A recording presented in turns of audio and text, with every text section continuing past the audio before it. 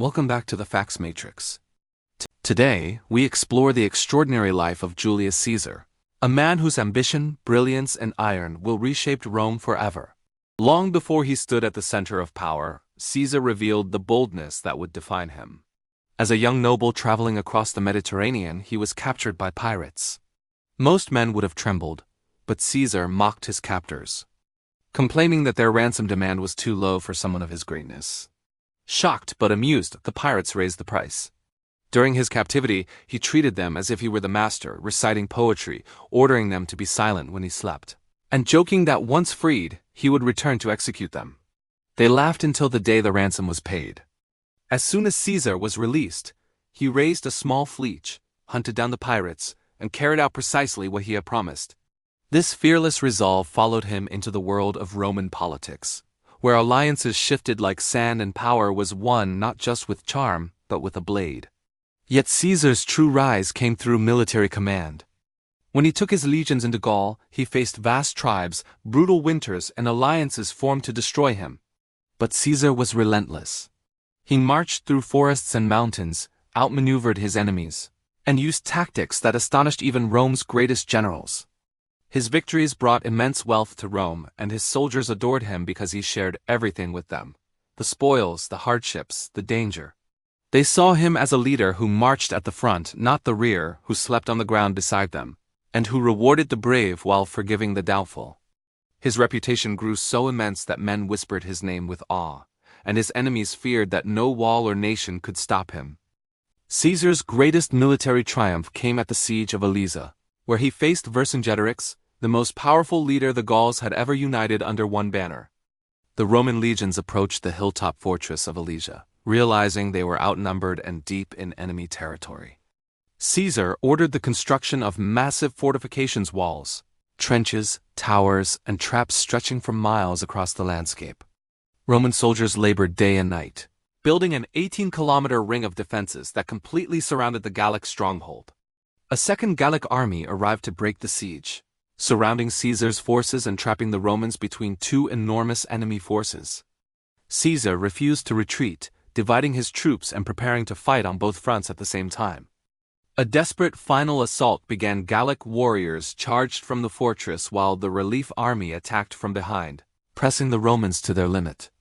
In a decisive final charge, Caesar's legions broke the Gallic lines, ending the revolt and securing one of the greatest victories in ancient warfare.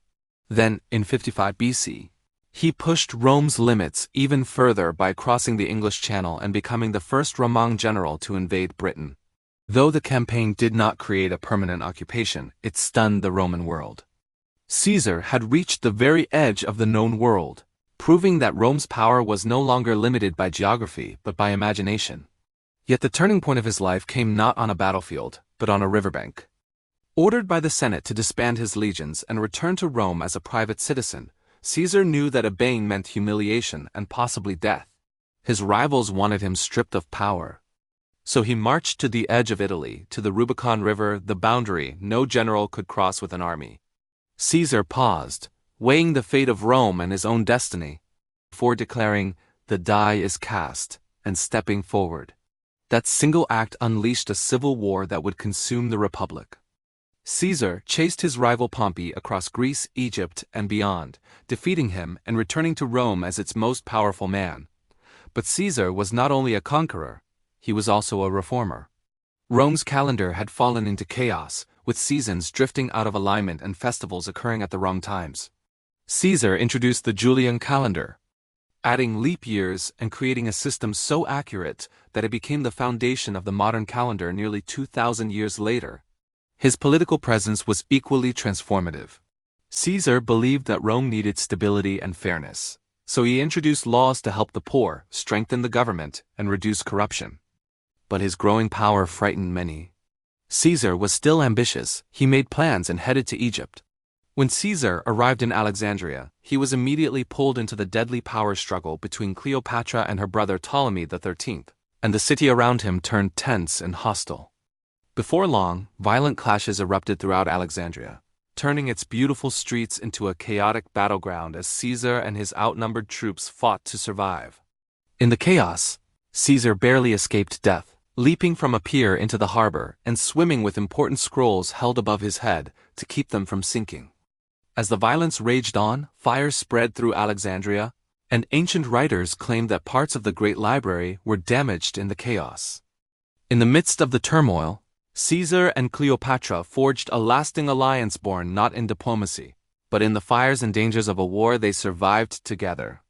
His relationship with Cleopatra, the brilliant queen of Egypt, only added to the controversy. Their political and personal partnership captivated the ancient world, and together they had a son, Caesarion. Cleopatra visited Rome, stirring admiration, fear, and gossip among the people. Despite these tensions, Caesar continued his reforms. Even as ancient writers reported that he suffered from epileptic episodes. At times he collapsed in public, but he refused to let these moments weaken his authority. His men followed him with unwavering loyalty, believing that even the gods themselves favored Caesar. But Rome's Senate grew anxious. By 44 BC, Caesar's influence was unmatched. He had been named dictator for life.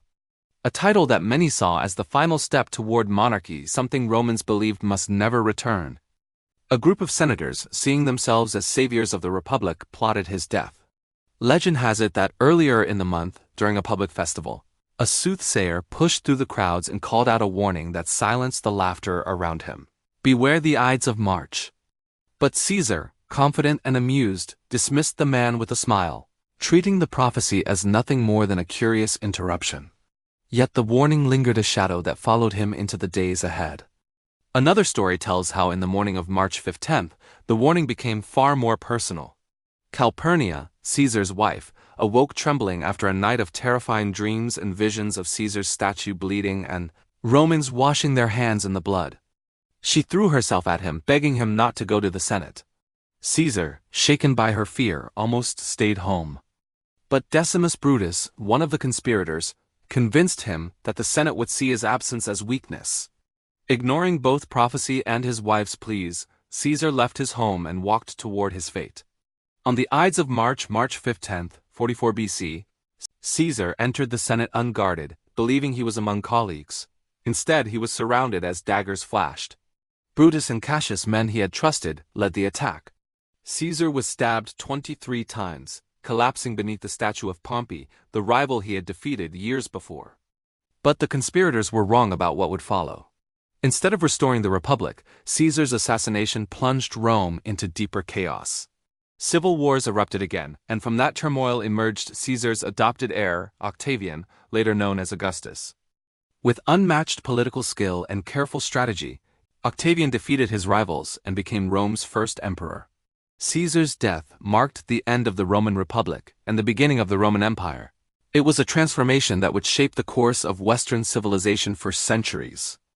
Julius Caesar's life, his rise, his ambition, his victories, his reforms, his relationships, his vulnerabilities, and his tragic end remains one of the most powerful stories ever told, a reminder of how a single life can alter the destiny of an entire world. Thank you for watching this documentary on Julius Caesar, the man who changed Rome forever. If you enjoyed this journey through history, be sure to like and subscribe. Your support helps us continue bringing you more incredible stories each and every day. And tell us in the comments which moment in Caesar's life surprised you most. As always, thank you for being part of the Facts Matrix. And we'll see you in the next documentary when the Facts Matrix brings you more facts about people, places, and beyond.